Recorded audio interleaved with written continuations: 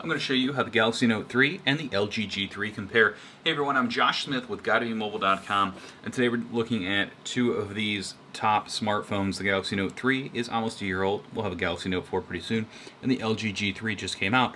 And one of the reasons that we're comparing these two devices is because they're both big screen smartphones. We have a 5.7 inch and a 5.5 inch display.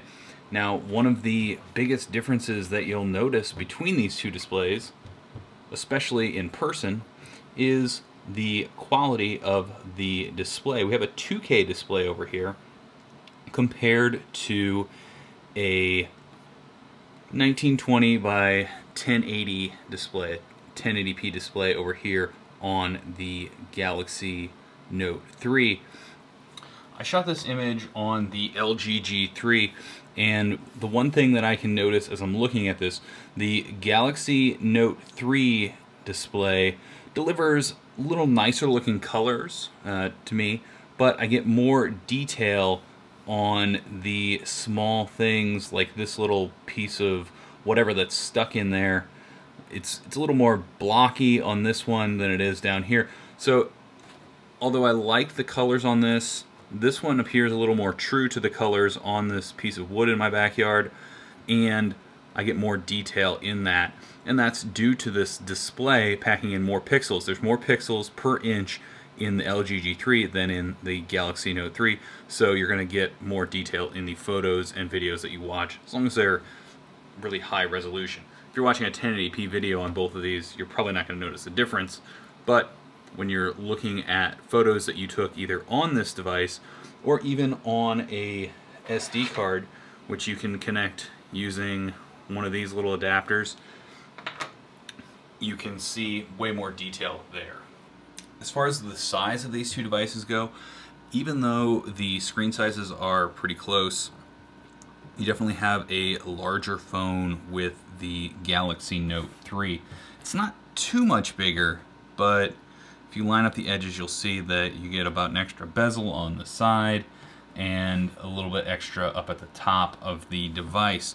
Now that and the curved back on the Galaxy, or on the LG G3, help make this phone a little bit easier to hold and use with one hand, thanks to that slightly smaller size. Again, as you can see here, it's not that much different in size, but just enough, and the sloping edges make it a little bit easier to hold and to reach across the device. As I hold this, I can reach pretty much anywhere, and if I kind of choke up and hold it like I would when I'm using it, you can see I have pretty good reach. I can't get all the way to that corner, but on the Galaxy Note 3 it becomes just a little bit harder because it's just a little bit wider, so I'm losing a little bit of that grip I can get with the LG G3.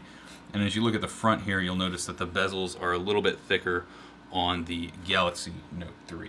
From a design standpoint, we use plastic in both of these phones. This is a fake leather back. This is plastic, but it feels almost like a ceramic, so it's really strong plastic. It feels almost like the back of that Moto X, which is ceramic. I like the feel of this better than the fake leather. The white fake leather is not as nice as the black on the Galaxy Note 3, so if you're going Note 3, maybe pick up a black one. This has a more premium feel on the black version.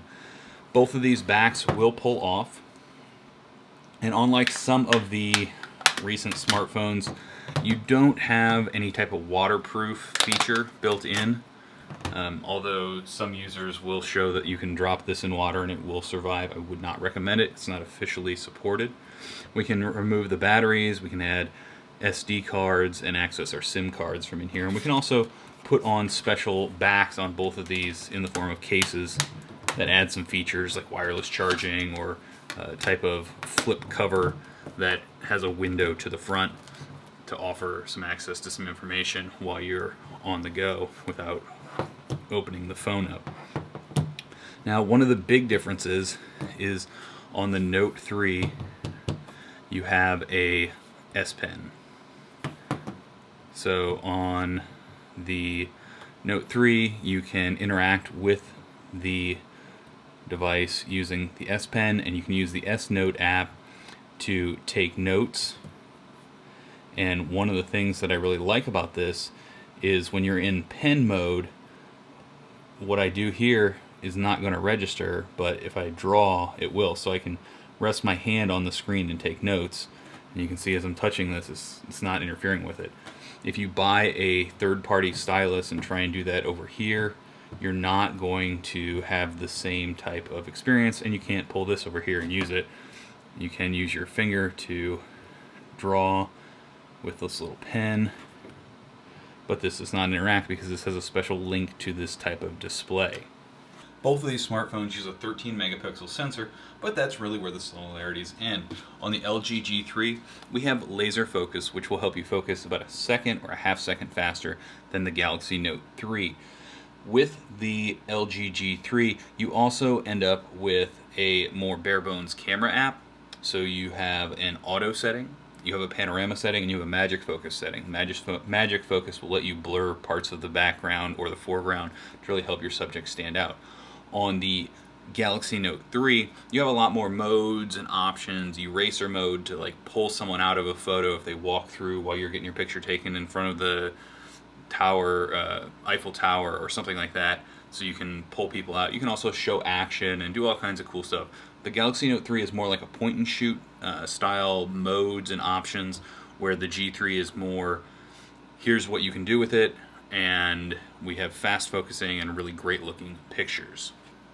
Another feature that I do like on the LG G3 is you're able to unlock it with a knock code. So if the screen is off, you just tap and it'll take you straight to your home screen. The Galaxy Note 3 does not support anything like that. It also does not have a fingerprint sensor like the Galaxy S5. There's no fingerprint sensor on the LG G3 either. Now, both of these devices offer some similar options. If we want to use two apps at the same time, I can do that. I can use multiple apps on either of these through dual window mode and multi-window mode. Now I have more options for apps over here, and I can run two versions of, say, Hangouts on the Galaxy Note 3. Both of these apps, both of these phones I should say, allow me to run an app on the screen over top of other apps. I can draw a window here and pick an app. Over here, this is called Q Slide, and you can choose something you would like to put over top of your other apps, and you can move that around, you can change the size, but I do prefer the implementation over here on the Galaxy Note 3.